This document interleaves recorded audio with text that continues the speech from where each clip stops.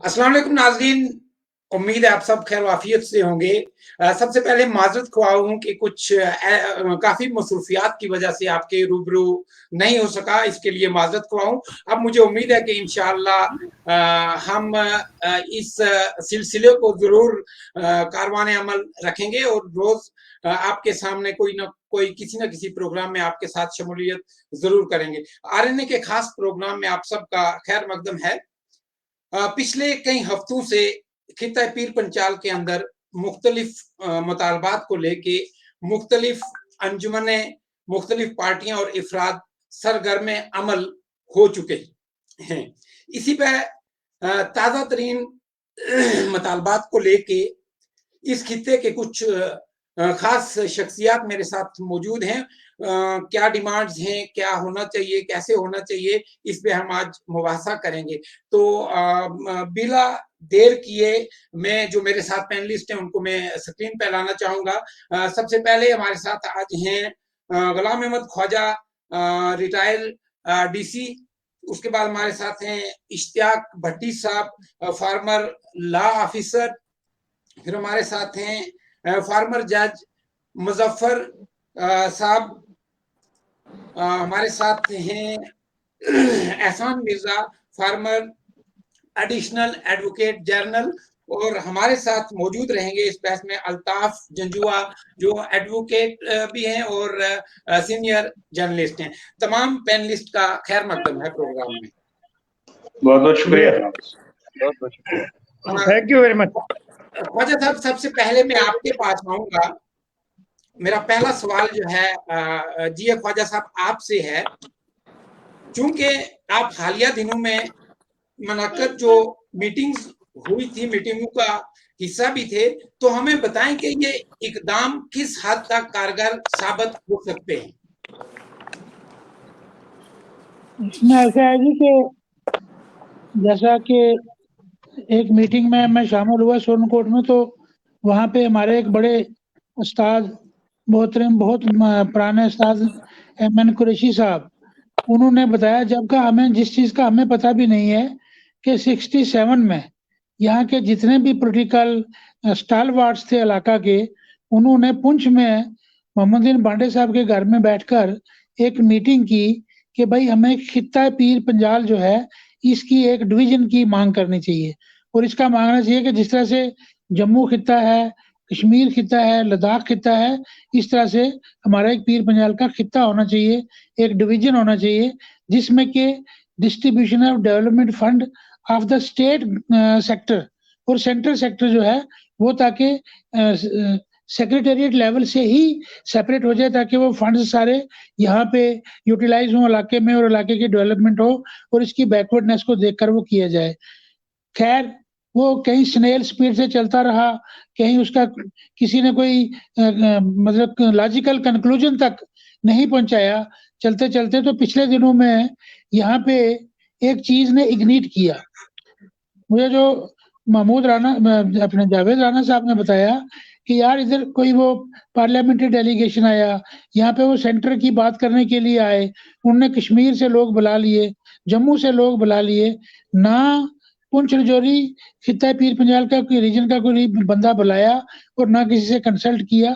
डोडा वाले, चनाब वैली जो खित्ता है वो वाले फिर भी हमसे इफेक्टिव हैं, कुछ ना कुछ अपने शेयर ले लेते हैं। हमारे सब कुछ होने के बावजूद, टैलेंट होने के बावजूद, लोग होने के बावजूद, बड़े बड़े मतलब स्टालवार्ड्स होने के बावजूद हम इसको कोई किसी लॉजिकल कंक्लूजन तक नहीं पहुंचा सके। तो वो इस चीज ने इग्निट किया। उन्होंने कहीं जम्मू वम्मू में मीटिंगें की तो हमें सुरनकोट दावत दी गई कि आप इस पे बात करो। वहां पर मैंने उनको बताया कि डिस्ट्रीब्यूशन ऑफ फंड्स अगर सेंट्रल लेवल से ही खित्ता वाइज हो जाए, हमारे एक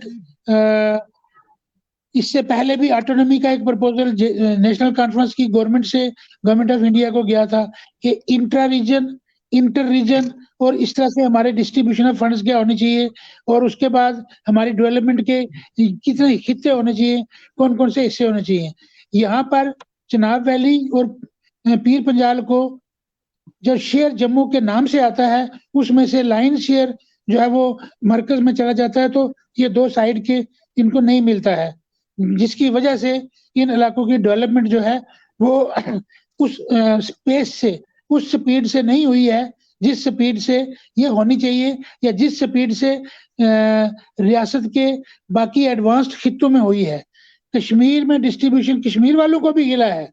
वहां पर मैं वहां पे डिस्ट्रिक्ट डेवलपमेंट कमिश्नर रहा हूँ। वहां पे नॉर्थ कश्मीर या कुपवाड़ा वाले लोग कहते हैं नहीं जी देखो सारा शेयर श्रीनगर में चला जाता है।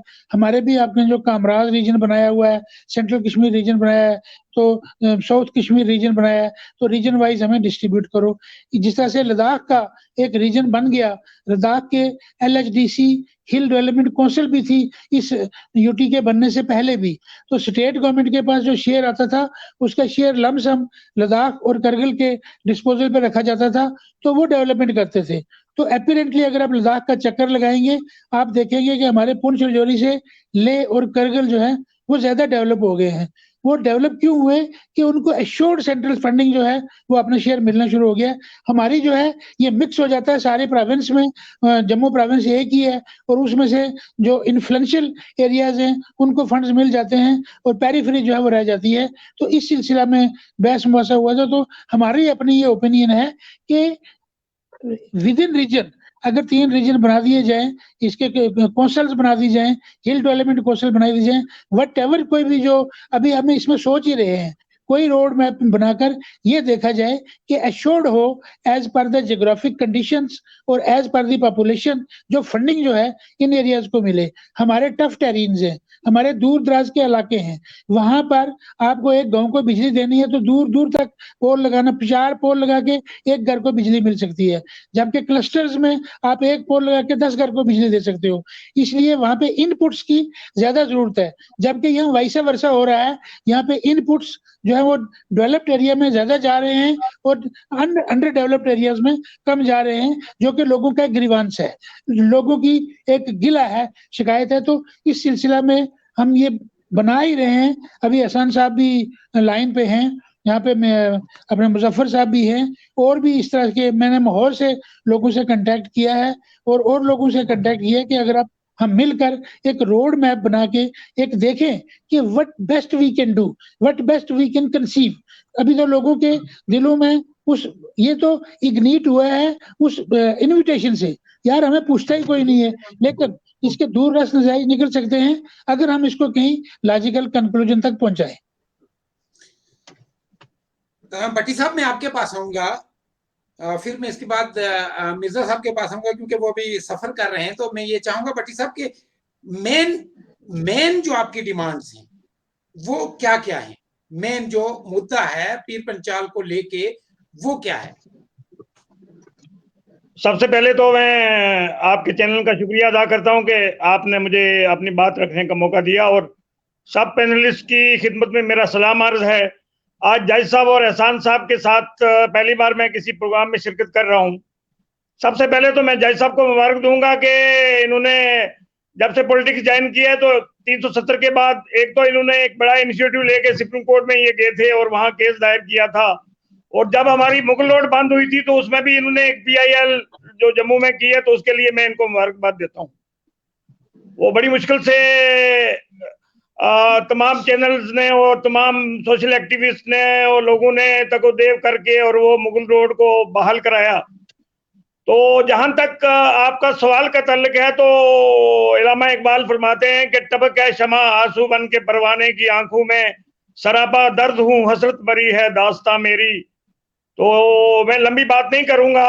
47 के बाद जो हमारे 2 डिस्ट्रिक्ट कट गए, यहाँ रह गए, और काफी सारा हमारा हिस्सा जो आजाद कश्मीर जिसको हम POK कहते हैं वहां चला गया, और पुंछ डिस्ट्रिक्ट इटसेल्फ जो है वहां पर उसके 4 डिस्ट्रिक्ट हैं और पूरा डिवीजन बना हुआ है आजाद कश्मीर में। तो हम जब हिंदुस्तान में ये शामिल हुए तो हमने चाहा था, हमने सोचा कि हमारी डेवलपमेंट होगी, लेकिन वो एक और शेर है कि जाहिद तंग नजर ने मुझे काफिर जाना, और काफिर ये समझता है कि मुसलमान हूं मैं। जम्मू वालों ने हमें राजौरी पुंछ वालों को नेग्लेक्ट किया, कश्मीर वाले ये समझते थे कि जम्मू वालों के साथ है, और जम्मू वाले ये समझते थे कि ये आजाद कश्मीर का हिस्सा है, POK जिसको हम बोलते हैं। तो चनाचा जब ये पहाड़ी लैंग्वेज जो कि रावलपिंडी से लेकर उड़ी तक और पुंछ और राजौरी में बोली जाती है। ख्वाजा साहब एक मिनट, मैं 1 मिनट अर्ज करूंगा। और जो गोजरी जबान जो इंटरनेशनल जबान है, जब इन दोनों जबानों को इन्होंने रिकमेंड तक नहीं किया, जब डिलिमिनेशन कमीशन आई तो पूरा कश्मीर का चक्कर लगा के वो राजौरी पुंछ में उन्होंने आना गवारा नहीं किया। जब ये कोविड हुआ तो हमारा पार्लियामेंट का जो मेंबर ऑफ पार्लियामेंट था उसने कभी हमारी खबर नहीं ली और किसी हॉस्पिटल में उसने कोई ऑक्सीजन का या वेंटिलेटर मशीन नहीं दी अपने पार्लियामेंट्री फंड से। तो हमें ये महसूस हुआ कि क्यों ना हमारा एक फोरम होना चाहिए। वो पीर पंजाल फाउंडेशन के नाम से हमने एक मीटिंग जम्मू में की। तो जो मोटी डिमांड्स हैं, ज्यादा आपका वक्त ना लेते हुए मैं ये बोलूंगा, अभी हमने इस बारे में एहसान साहब से और जाहिद साहब से और अल्ताफ साहब से, इन सब से रब्ता करना है और मिल बैठ के सिर जोड़ के एक सलाह करनी है कि हमें क्या करना चाहिए। एक तो हमारी डिमांड ये है कि हमें राजौरी पुंछ के लिए इंक्लूडिंग रियासी एक डिवीजन होना चाहिए एडमिनिस्ट्रेटिव। हमें हमारी लोकसभा सीट सेपरेट होनी चाहिए। हमें पुंछ में एक मेडिकल कॉलेज होना चाहिए और नर्सिंग कॉलेज राजौरी में और पुंछ में होना चाहिए। और मुगल रोड को अगर आपने 12 महीने चलाना है, हमारे लिए इसको काबिल रफ्तार बनाना है, तो एक थना मंडी में और छत्ता पानी में टनल होने चाहिए। तो आइंदा इंशाल्लाह हम सब से ताउन हासिल करके कमेटी बनाएंगे, कोर कमेटी बनाएंगे और सबसे ताउन करके सबसे कोऑपरेशन लेकर सब लोगों को जोड़ के तो हम ये अपने इसको एक विजन डॉक्यूमेंट हमारा तैयार हो रहा है, उसको मंजर आम पर लाकर हम अपनी डिमांड्स को एजिटेट करेंगे। उसके लिए हमें जो भी कुर्बानियां देनी पड़ेंगी हम देंगे। बिल्कुल। मिर्जा साहब, मैं आपके पास आता हूँ। क्या समझते हैं कि जो पीर पंजाल फाउंडेशन के बैनर तले जो एक डिमांड जो है, कुछ डिमांड रखी गई है, कुछ मुतालबात रखे गए, जैसे भट्टी साहब ने अभी बताया है, तो आप क्या समझते हैं कि कितना मौसर कदम है ये? ख्वाजा साहब, सबसे तो पहले मैं आपका बड़ा शुक्रगुजार हूँ कि आप टाइम एंड अगेन जो है वो खासकर हमारे इस खित्ते के बड़े जो इम्पोर्टेंट इश्यूज हैं उनको पब्लिक के सामने लाते हैं और सब लोगों को यहाँ पे वक्तन फक्तन जो है वो यहाँ की जो इंटेलेक्चुअल जो क्लास है हमारी, पॉलिटिकल सोशल जो भी लोग हैं उनको मतलब टाइम एंड अगेन आप मौका देते रहते हैं कि इन इश्यूज के ऊपर हम डिस्कशन करें। देखिए सर, मैं आपको बड़ी ईमानदारी से एक बात जरूर बताना चाहूंगा। मैं अभी ट्रेवल कर रहा हूँ अभी शाहदरा शरीफ से राजौरी की तरफ, तो ऐसा महसूस हो रहा है कि जैसे वो गांव के अंदर हम कहते हैं ना कि वो एक गैल होती है, गैल जिसमें वो जानवर जो है वो गुजरते हैं। तो मतलब ये इस रोड की जो कंडीशन है उससे भी पैथेटिक है, जबकि जिसको हम मुगल रोड कहते हैं और जो आज के दौर की नहीं, जो कि 47 से पहले भी जब अगर मुगलों ने किसी चीज को, किसी रास्ते को चुना था तो वो यही एक इलाका था, पीर पंजाल का इलाका, जहां से गुजर के वो कश्मीर जाया करते थे। लेकिन बदकिस्मती की बात है कि हमारा ये जो एरिया है ये आज भी जो है टोटली मतलब मैं कहूंगा कि डेवलपमेंट नाम की चीज तो यहाँ पे नजर ही नहीं आती। उसकी बड़ी शायद वजूहात हैं जिसके ऊपर हमें सबको, जो यहाँ के सियासतदान हैं या जो भी यहाँ पे अदीब और जो इंटेलेक्चुअल यहाँ का स्ट्रेटा है, उसको मिल बैठ के जो है वो बात करने की जरूरत है। जैसा अभी आपने कहा, देखिए जो राजौरी और पुंछ जो ये 2 डिस्ट्रिक्ट्स हैं, मेरा ये मानना है कि हमारी ये जो ट्विन डिस्ट्रिक्ट्स हैं इसमें हमेशा जो आइडियाज जो फ्लोट किए गए हैं वो हमेशा पुंछ डिस्ट्रिक्ट जो है वो हमेशा आगे रही है। वहां पे हमेशा हर एक इनिशिएटिव जो है वो शुरुआत वहीं से हुई है। तो पिछले कुछ दिनों के अंदर हमने भी ये सुना कि राजौरी के अंदर भी कुछ हमारे जो सोशल और पॉलिटिकल लोग थे उन्होंने आके यहाँ पे डाक बंगलो के अंदर एक मीटिंग करी और उसमें कुछ लोगों के साथ उन्होंने कुछ आइडियाज जो है वो लोग फ्लोट किए, डिस्कस किए। जैसे अभी ख्वाजा साहब ने कहा, मुजफ्फर साहब भी अभी इस पे बात करेंगे, अल्ताफ साहब भी करेंगे, भट्टी साहब ने आपको बताया कि बेसिकली हमें बड़ी चीजों के ऊपर सोचने की जरूरत है।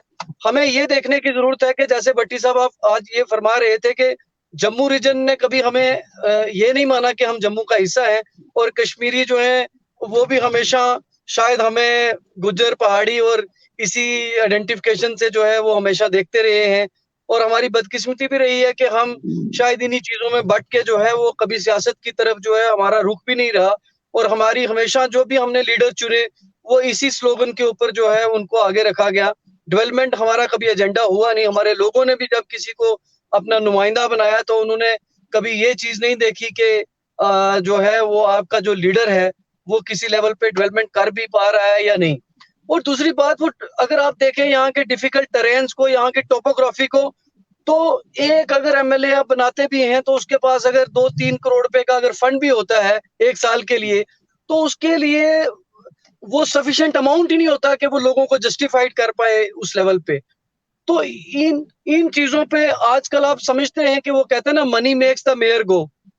देखो, आपके पास अगर बजट होगा, फाइनेंस होगा, तो आप किसी स्कीम के ऊपर कुछ सोच सकते हैं, प्लानिंग में आप कुछ पैसा डलवाएंगे तो तब जाके आपकी डेवलपमेंट के ये जो छोटे छोटे मसले हैं ये जाके किसी लेवल पे आएंगे। जैसे अभी ख्वाजा साहब ने कहा, हम डिस्कशन में इन चीजों पे अभी लगे हुए हैं कि हमें ये भी देखने की जरूरत है कि हमारा जो लोकसभा की जो कॉन्स्टिट्यूंसी है वो राजौरी पुंछ की अलग होनी चाहिए। और उसके अलावा हिल डेवलपमेंट काउंसिल की भी हमारी बात चल रही थी, उस पे भी हमें गौर फिक्र करने की जरूरत है कि हमारा रोड मैप क्या होना चाहिए। हमारे हॉस्पिटल्स जो हैं वो अभी तो थोड़े बहुत उस लेवल पे स्टार्ट हुए हैं, लेकिन हमें अगर कोई भी पेशेंट यहाँ पे बीमार होता है या हमें श्रीनगर जाना पड़ता है तो या हमें जम्मू जाना पड़ता है, हमारी हर सिचुएशन पे जो है वो हम बड़े पिछड़े हुए लोग हैं। तो हमें कहीं ना कहीं बैठ के जो है इस पे एक लाएमल बनाने की जरूरत है, और इंशाल्लाह जल्द ही जो है हम इस पे बैठ के कुछ ना कुछ लाएमल जो है वो सामने रखेंगे तक। मुजफ्फर खान साहब, मैं आपके पास आऊंगा क्योंकि मुजफ्फर साहब, आप मुझे सुन पा रहे हैं? जी जी, मैं सुन रहा हूँ। मेरा सवाल आपसे है, अगर आपकी जमात नेशनल कॉन्फ्रेंस का माजी में खिताए पीर पंचाल के इन मुतालबात के तई क्या रहा, और अब आपकी जमात इनको किस तरह देखती है, और आपका पर्सनल पॉइंट ऑफ व्यू है वो जो भट्टी साहब ने कहा, जो मिर्जा साहब ने बात की या ख्वाजा साहब ने की, इनके तई क्या रहेगा? भाई, मैं दाद देता हूँ लोगों की, वो पता नहीं मैं शायद सही शेर मुझे आता भी है कि नहीं आता है कि इस दौर में तेरे चेहरे पर तबस्सुम की लकीर, हंसने वाले तेरा पत्थर का कलेजा होगा। इस दौर में अगर कुछ लोग ये हिम्मत कर रहे हैं कि अपने इलाके के मसाइल आज़ादी से वो बोल रहे हैं, तो ये बड़ी हिम्मत की बात है। इसमें दो राय नहीं कि हमारा इलाका जो है वो पिछड़ा हुआ है। हालांकि हर इलाके के अंदर, ख्वाजा साहब ने कहा कि कश्मीर में भी कुछ इलाके हैं जिनकी अपनी ग्रीवेंसेस हैं, वो कहते हैं नहीं हमारे साथ नाइंसाफ़ी हुई है। खिता पीर पंचाल भी कहता है हमारे साथ नाइंसाफ़ी हुई है, पॉलिटिकली नाइंसाफ़ी होती है। इकोनॉमिक जो डिस्ट्रीब्यूशन है, distribution of the fund, because funds are always they are the assets of the nation. Nation means public, asset of the public. तो वो जस्टली डिस्ट्रीब्यूट होने चाहिए, वो नहीं हुए था जो हिस्ट्री में। तो मैं हर सियासत में तो पहले था नहीं, उतना मैं इन्वॉल्व नहीं था, लेकिन इसमें दो राय नहीं है कि हमारे इलाके के साथ ज्यादती फंड्स डिस्ट्रीब्यूशन में भी होती रही है इससे पहले। और political, unless you are politically empowered, आप कोई तामीर और तरक्की के काम के लिए आप कहेंगे कि मैं कोई रोल अदा कर सकता हूँ। जमहूरियत में सबसे पहली जो रिक्वायरमेंट है वो है कि आपकी पॉलिटिकल एम्पावरमेंट होनी चाहिए, because funds flow through the channel of political establishment. Distribution of the fund is through house of the people, they appropriate, they apportion the money. अब उस लिहाज से भी शायद हमारी रिप्रेजेंटेशन उस लेवल की नहीं रही। मतलब दो डिमांड्स जो हमारे बहुत अरसा से लोगों के दिलों में थी, जो पिछले दिनों मुझे सुनने में आया, मैंने कहीं फेसबुक के सोशल मीडिया के थ्रू मैंने सुना कि सुरनकोट में कुछ जो इंटेलेक्चुअल तबका था वो बैठे और उन्होंने डिमांड की कि हमें रीजन दिया जाए और हमें एक पार्लियामेंट्री सीट हमारे लिए राजौरी पुंछ के लोगों के लिए अलग की जाए। जाहिर सी बात है, अभी भट्टी साहब ने भी गिला किया कि भाई हमारा जो एमपी साहब है बाकी तमाम एमपीज ने हॉस्पिटल्स में, किसी ने ऑक्सीजन प्रोवाइड की, किसी ने ऑक्सीजन प्लांट में अपना पैसा दिया, किसी ने हॉस्पिटल में दीगर जो लाजमात हैं कोविड में उनके लिए पैसा दिया। हमारे एमपी साहब वाहिद हैं जिन्होंने पुंछ रजौरी में हॉस्पिटल में कुछ नहीं दिया। वही अपने फंड्स में से अलॉटमेंट नहीं दी, उसमें से जो he must have coughed out some amount at this time of turmoil. It was a time of turmoil. लेकिन इस वक्त जो सबसे बड़ी जो मैं महसूस करता हूँ, मैं गलत भी हो सकता हूँ, कि इस वक्त रीजन बिल्कुल हमारा जायज हक है, पार्लियामेंट सीट हमारा जायज हक बनता है। उस इलाके की टोपोग्राफी को देखकर, उसके दूर दराज के जो लोग हैं उनकी हालत को देखकर, रजौरी पुंछ चाहे पॉपुलेशन के लिहाज से कंपैरेटिवली बाकी एमपीज की सीट से शायद वोटर कम भी होगा, मुझे उसका कोई अंदाजा नहीं है, लेकिन उसकी जस्टिफिकेशन जो ये है कि भाई हमारा एक कटा हुआ है, एक ऐसा इलाका जिसका बहुत सारा हिस्सा कट के पीओके में चला गया, हमारी रोड्स कट गई, हमारा तजारत का जो रास्ता था जो वया उड़ी जाता था पुंछ से, वो रोड का हिस्सा कट के पीओके में चला गया, जिससे हमारा लिंक खत्म हो गया। हमारे जितने भी तजारती लिंक थे वो उधर से ही थे, अपने रजौरी पुंछ के रूट से थे। कुछ पैदल तजारत भी होती थी और कुछ वाया रोड भी होती थी, जो रोड कट के आधी पीओके में चली गई। तो उससे जो हमारी इकॉनमी इफेक्ट हुई, उसके लिए उसका इलाज यही था कि उस इलाके को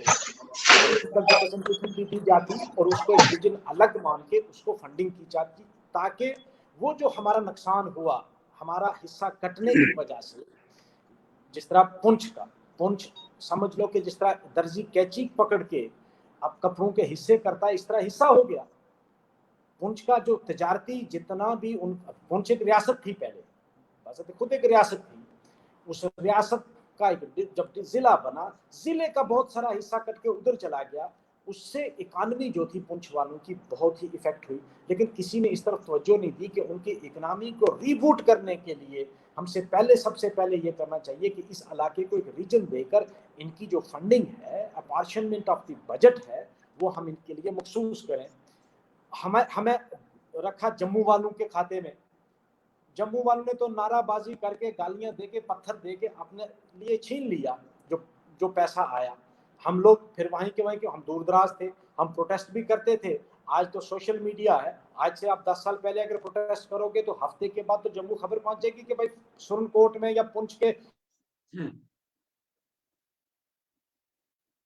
तो हमारा इलाका एक ऐसा इलाका था कि जिसको पहली बात तो ये है कि रीजन, उसको रीजनल ऑटोनॉमी देकर, फाइनेंशियल ऑटोनॉमी देकर उसको डेवलप करना चाहिए था। लेकिन आज के दौर में जो मैं महसूस करता हूँ, ये तमाम एनर्जीज जितनी हैं, जितनी पॉलिटिकल पार्टीज हैं, सोशल ऑर्गेनाइजेशंस हैं, वो सबसे पहले हमें जो बुनियादी तौर पर जो हमारी इस वक्त स्टेट का दर्जा हमें वापस जब तक नहीं मिलता, आप politically you are handicapped, you don't have any role. Autonomy मिल के भी आप क्या करोगे?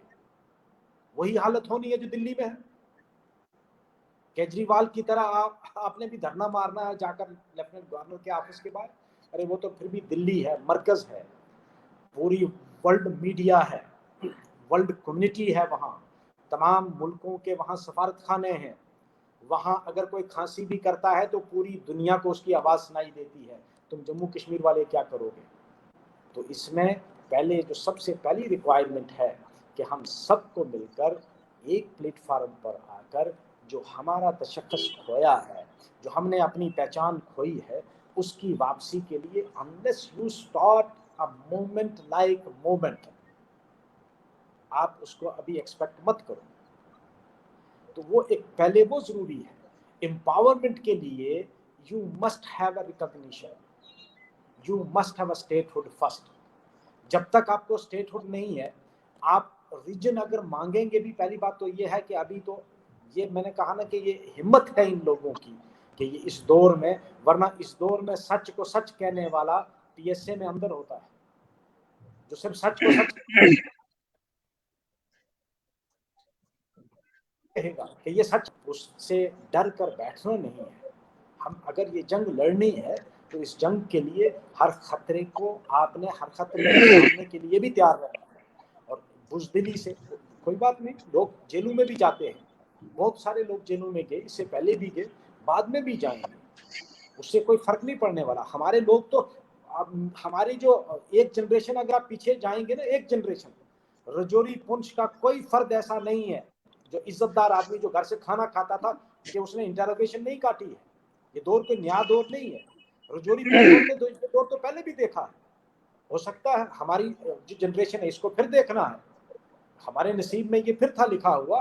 लेकिन आप अगर एक जनरेशन पीछे चले जाएं, अब ख्वाजा साहब से पूछे कि आपके इलाके के कोई इज्जतदार आदमी जो अपने घर से खाना खाता था वो इंटरोगेशन काटा है कि नहीं काटा है?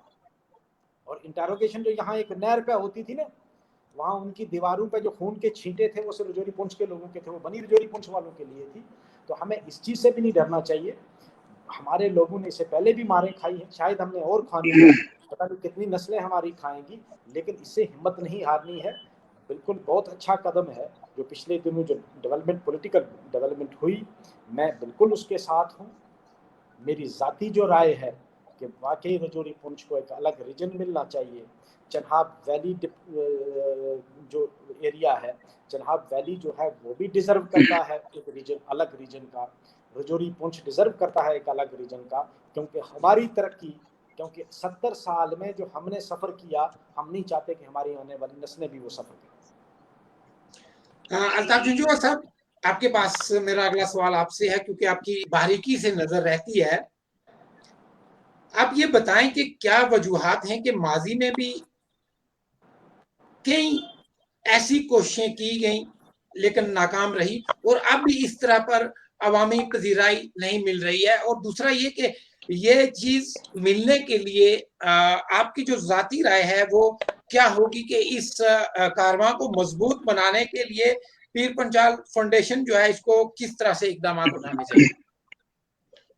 बहुत बहुत शुक्रिया ख्वाजा साहब।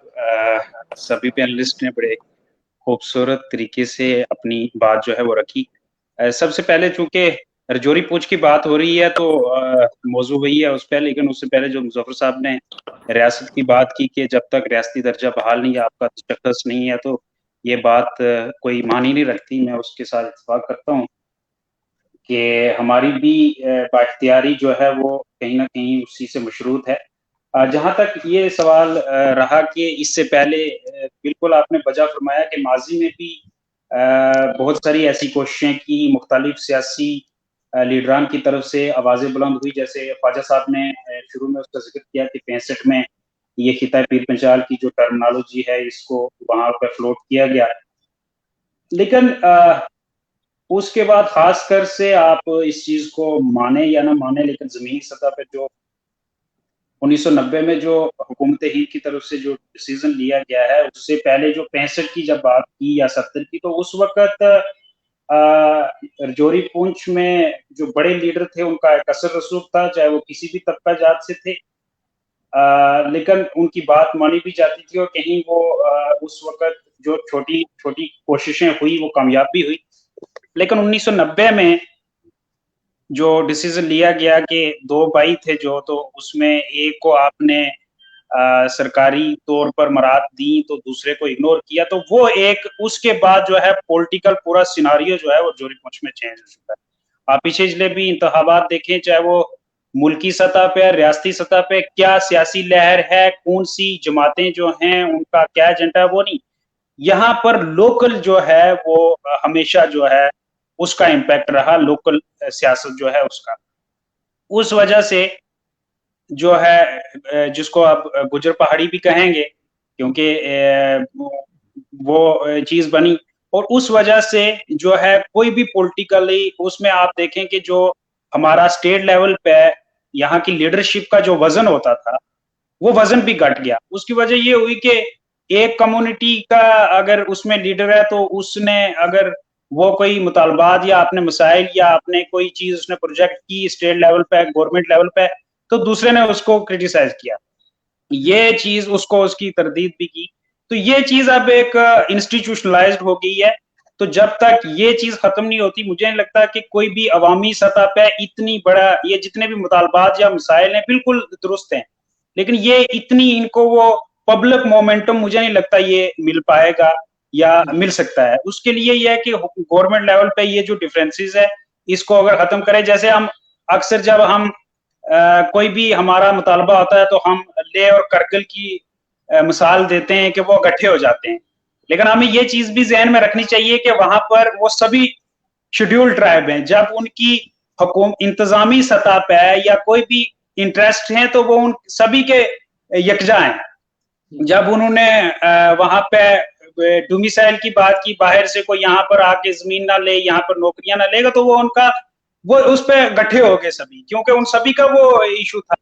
अब यहाँ पे एक को आपने इग्नोर किया है, और अगर इस वक्त आप माजी में तारीख देखें, मेरे साथी यहाँ मेरे सारे मुझसे बुजुर्ग हैं और तजर्बाकार हैं, जानते भी होंगे कि जिस वक्त गुजरैन बकरवाल कबीला के लिए जो शुरू में जब इनकी एसटी के लिए मुतालबा था, उसमें पहाड़ी बड़े बड़े लीडरान का बड़ा रोल रहा है, और उनकी आप असेंबली के अंदर या कानून साज काउंसिल में भी कई जगह देखें, प्रोसीडिंग्स में भी वो बात है, तो जाहिर अवामी जलसों में भी उस चीज की तायद की।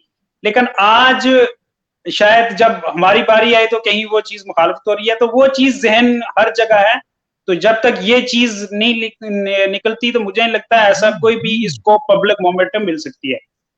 जहां तक आपने ये बात की कि इसको क्या करना चाहिए, तो मेरी इसमें ये राय रहेगी कि अगर ऐसा कोई भी अगर आप इनिशिएटिव जैसे ही ना पीर पार पंजाल फाउंडेशन, नाम कोई भी आप रखो, कोऑर्डिनेशन कमेटी हो या कुछ हो, इसमें जितने भी एक्स लेजिस्लेचर्स हैं वो आप इसका आपका हिस्सा हो, आपके ये जितने भी डीडीसी मेंबर्स हैं 14 और 14 दोनों जिलों के हो गए 28 ये हैं, उसके अलावा जितनी भी सियासी जमातों के जिला सदूर हैं वो भी आपके इसका हिस्सा हो, यूथ विंग है, जो स्टूडेंट्स विंग है उनके आदमी, और उससे अगर इसको ज्यादा आप मोमेंटम अगर इसको देना चाहें तो आपने जितने भी इलेक्टेड सरपंच हैं उनको भी अपने ताउन में अगर लें तो उस तरीके से ये बात।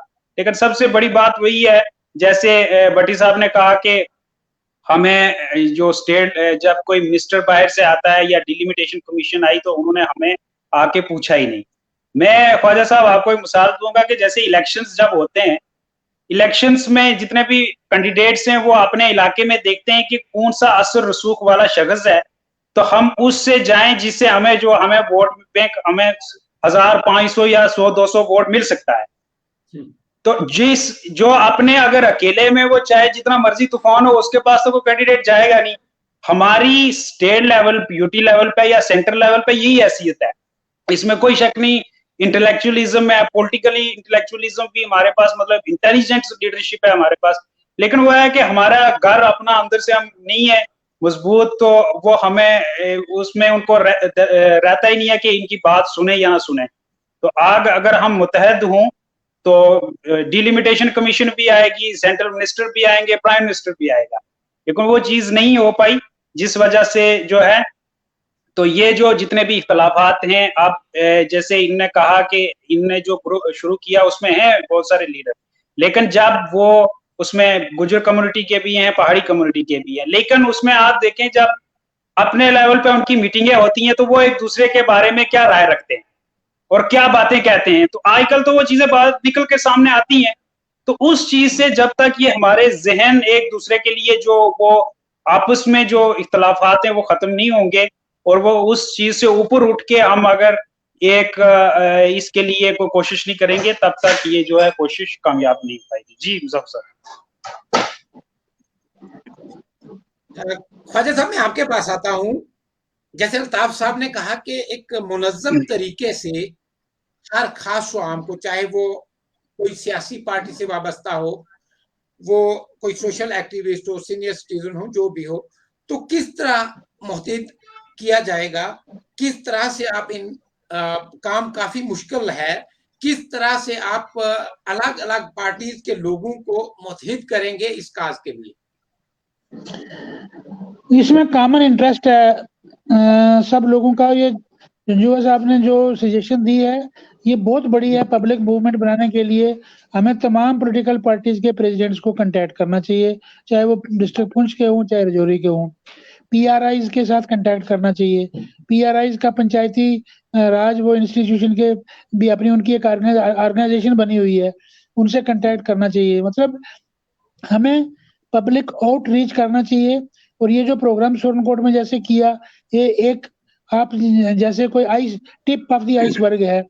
इस किस्म के अवेयरनेस के प्रोग्राम दोनों डिस्ट्रिक्ट्स में करना चाहिए और इन लोगों को इन्वॉल्व करके इनके राय भी लेनी चाहिए और इनको इसमें इन्वॉल्व करना चाहिए, इनको एक्टिवेट करना चाहिए। क्योंकि ये बजाय फरमा रहे थे अभी मुजफ्फर साहब के, अब कोई एक पॉलिटिकल पार्टी अगर इनिशिएटिव ले तो दूसरी कहेगी यार पता नहीं ये कौन सा इनिशिएटिव ले रहे हैं, नेशनल कॉन्फ्रेंस वाले तो हम क्या कर रहे हैं, वो क्या कर रहे हैं। इसमें कोई नेशनल कॉन्फ्रेंस है, कोई कांग्रेस है, कोई पीडीपी है, कोई बीजेपी इवन है, जो भी है ये रीजन का इंटरेस्ट है और रीजन की डेवलपमेंट एज ए होल सब लोगों के लिए होती है।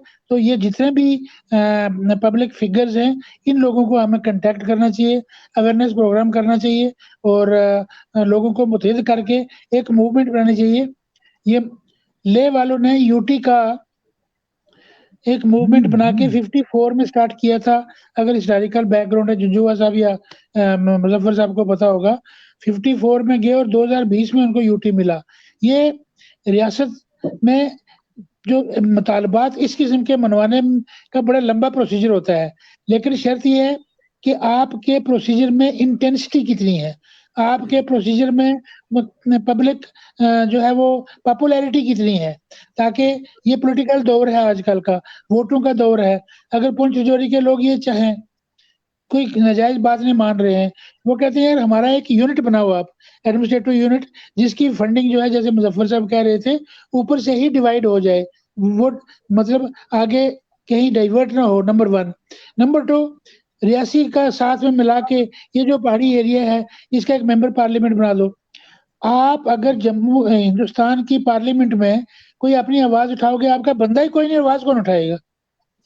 आप चाहे जितना मर्जी यहाँ पे जलसे जुलूस करते रहो, जितना मर्जी आसमान को जमीन पे लाओ, तो पार्लियामेंट में आपकी आवाज कैसे जाएगी।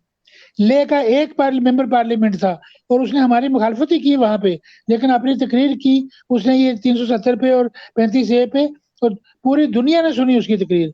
और वहां पे आवाज गई कि ले चाहता क्या है, हमारी आवाज ही कोई नहीं है, हमारा कोई नामो निशान ही नहीं है। ये जो भट्टी साहब पहले डिमांड्स बना रहे थे, डिमांड्स बाद में आएंगी। आप पहले एक कमरा तो बनाओ, आप एक छाता तो लो, फिर उसके नीचे उसकी शरण के नीचे आओ। जब आपका कमरा बन जाएगा, जब आपका डिवीजन होगा, जब आपका एक यूनिट होगा, एडमिनिस्ट्रेटिव यूनिट, जिस तरह से जम्मू यूनिट है, कश्मीर यूनिट है, इस तरह से जब आपका विद इन प्रोविंस में अपने दूसरे इंट्रा प्रोविंस को चीजें बनेंगी, उस वक्त आपकी ये सारी चीजें उसमें डिस्कस हो जाएंगी। वो यूनिट आपके ये सारे मसले हल करेगा। ये जो झैली मसाइल हैं जो भट्टी साहब गिन रहे थे, प्राइमरी मसाइल ये है कि we should have a divisional level, पूरा एक मतलब यूनिट होना चाहिए रियासत का, जिस तरह से ऑटोनोमस हिल डेवलपमेंट काउंसिल का कंसेप्ट है। मैं यहाँ पे बताऊंगा, यहाँ पे लेजिस्लेटर मुजफ्फर साहब को हो सकता है इल्म हो, लेकिन मैं खुद लेजिस्लेटिव असेंबली की कार्रवाई में बैठा था। नेशनल कॉन्फ्रेंस की और कांग्रेस की जो हुकूमत थी, जुल्फकार साहब ने एक रीजनल काउंसिल का एक बिल पेश कर दिया। उसमें किसी की हिम्मत नहीं आई उसके खिलाफ वोट देने की, ना कांग्रेसी की हिम्मत आई ना नेशनल कॉन्फ्रेंस की। अब वो बिल पास होना था, अब अपोजिशन का पीडीपी का बंदा एक बिल डालता है और कांग्रेस और एनसी के उसको पास करते हैं, तो वो गवर्नमेंट के लिए बड़ी मुश्किल हो जानी थी। देन अल्टीमेटली स्पीकर साहब को बुलाना पड़ा, जुल्फकार साहब को, और रिक्वेस्ट करनी पड़ी कि इसके खिलाफ वोट देने वाला कोई नहीं है, लेकिन हमारी रिक्वेस्ट है कि तुम इसको विड्रा करो। मतलब ये इतनी पॉपुलर डिमांड है, हम तो इसको समझते नहीं है, हम इसको चलाते नहीं है आगे। ये बहुत पॉपुलर डिमांड है। जब आप एक रीजन की मांग मानोगे, जब रीजन इंटर रीजन की बात तो है, जब इंट्रा रीजन बनाओगे, जब इसका एक यूनिट के लिए आप डिमांड मांगोगे, इसकी मुखालफत कोई भी नहीं कर सकता है ऑफिशियली।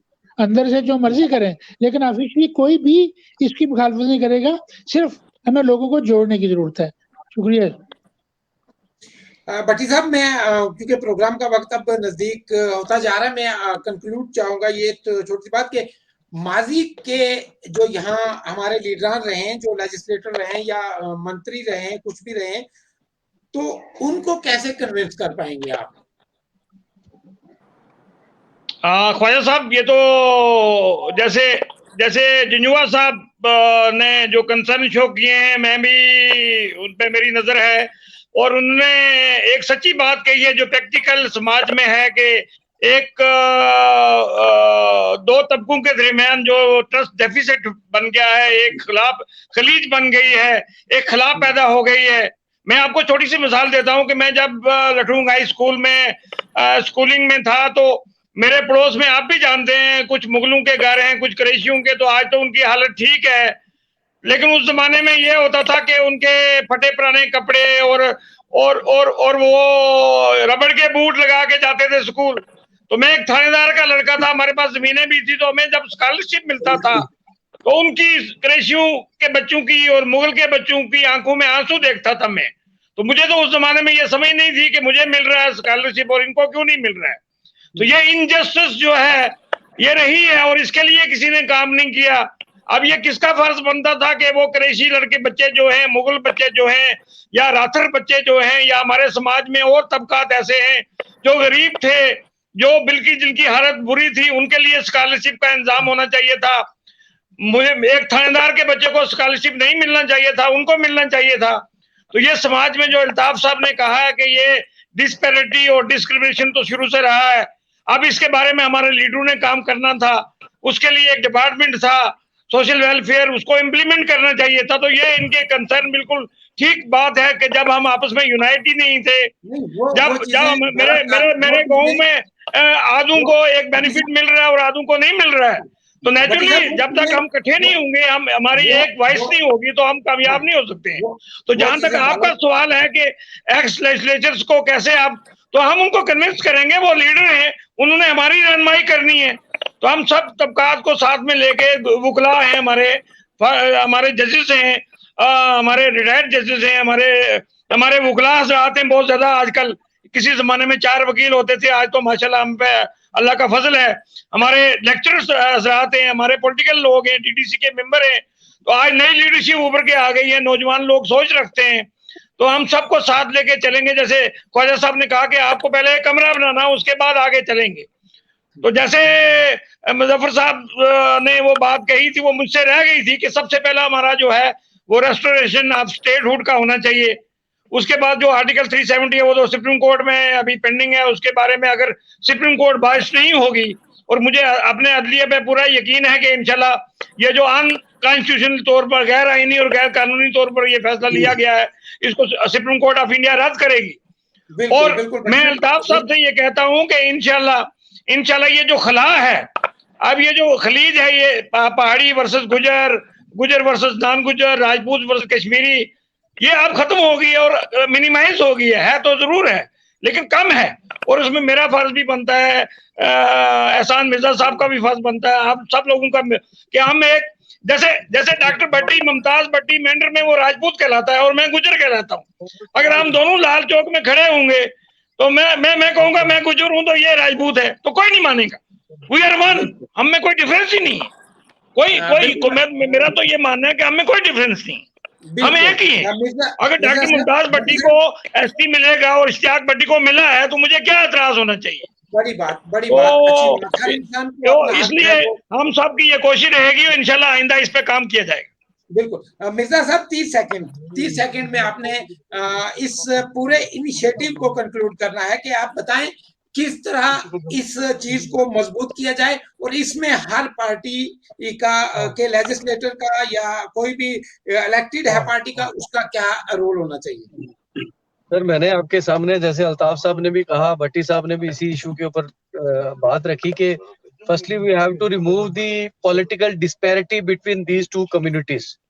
हम माने या ना माने, but there this wedge is between the two communities and every politician is like manipulating इनके जो भी जज्बात और एहसासात हैं। इस पॉलिटिकल डिस्पैरिटी को रिमूव करने के लिए हमें जो भी स्टेप लेने चाहिए उसके ऊपर एक तो हमें वो है।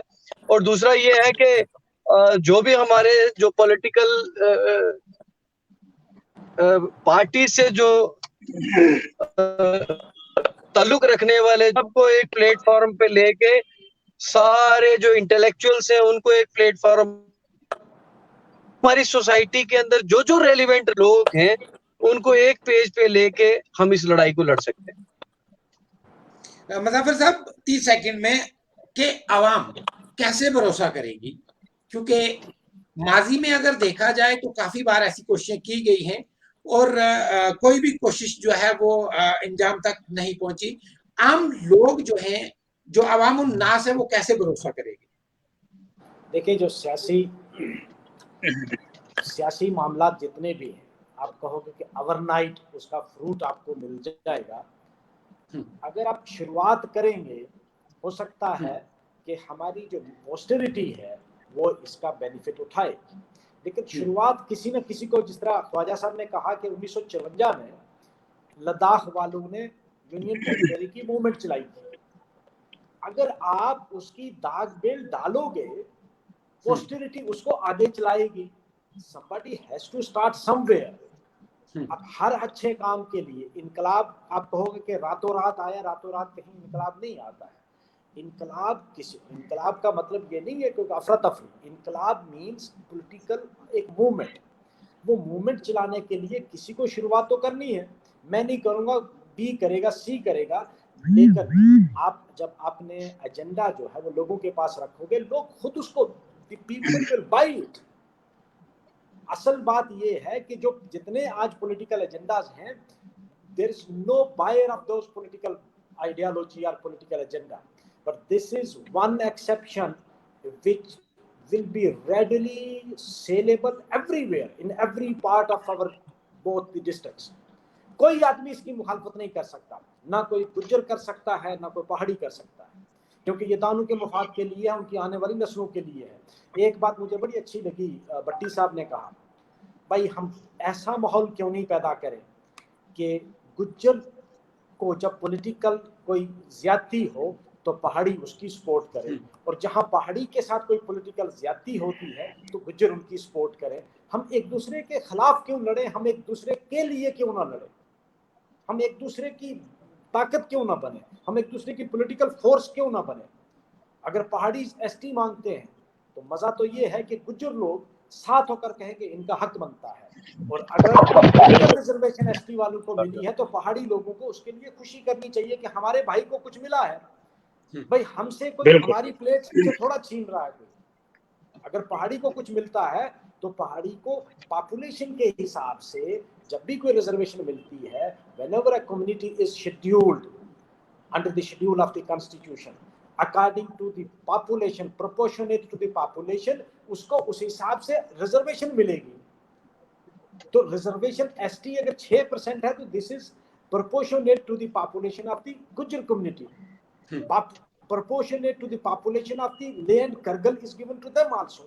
Similarly, जब पहाड़ी पॉपुलेशन के लिहाज से एसटी की रेशो बढ़ेगी, उसका जो कोटा है वो बढ़ जाएगा, तो उससे दोनों कम्युनिटीज को फायदा होगा, किसी एक कम्युनिटी को नुकसान होने की कोई बात ही नहीं है। बिल्कुल अल्ताफ साहब, मैं आपके पास आऊंगा क्योंकि अभी बहुत कम है, बिल्कुल कम टाइम में, यानी चंद सेकंड में ही आपने बात अपनी पूरी करनी है। कि जैसे हमेशा से ये बात यहाँ चली आ रही है कि गुज्जर और पहाड़ी हमेशा इलेक्शन के टाइम में अगर देखा जाए तो एक दूसरे पे तंज का शिकार होते हैं, काफी गलतफहमियां भी पैदा होती हैं, और इस चीज को कैसे खत्म किया जाए और ताकि ऐसी जो मूवमेंट्स हैं वो मजबूत हों।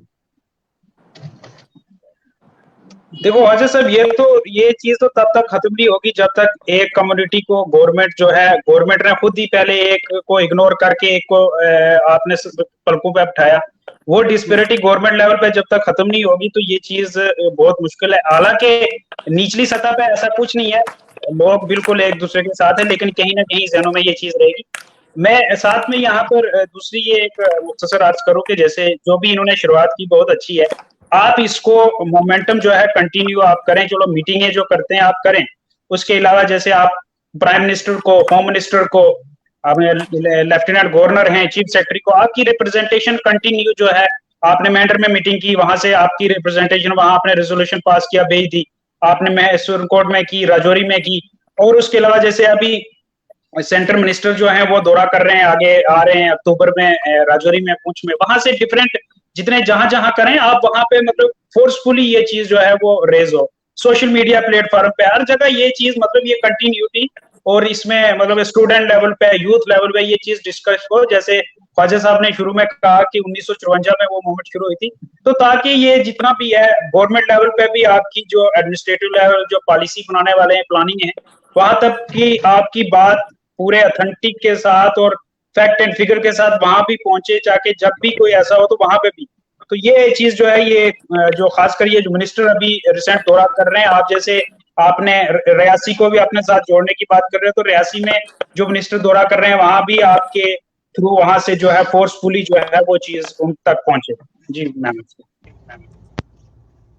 बहुत शुक्रिया तमाम पैनलिस्ट का। आज का जो प्रोग्राम है इससे को इख्तिताम करने से पहले मैं तमाम नाज़रीन से ये कहूँगा कि आप RNA को जरूर सब्सक्राइब करें, फेसबुक पे हमें फॉलो करें और कश्मीर के अलावा को भी फॉलो करें, ट्विटर पे, इंस्टाग्राम पे, सोशल साइट्स पे, हर जगह हम आपको मिलेंगे। आप हमें जरूर फॉलो करें और जुड़े रहें ताज़ा तरीन अपडेट्स के साथ। ऐसे और प्रोग्राम भी आपकी खिदमत में वक्तन फक्तन पेश होते रहेंगे, क्योंकि आवाम की आवाज जो है बरसरे इक्तदार लोगों तक पहुंचाना हम सबका फर्ज है। इसी के साथ अपने मेजबान महमूद ख्वाजा और मेरी पूरी टीम को दीजिए इजाजत, एक शर्त के साथ कि आप अपना बहुत बहुत ख्याल रखें। खुदा हाफिज।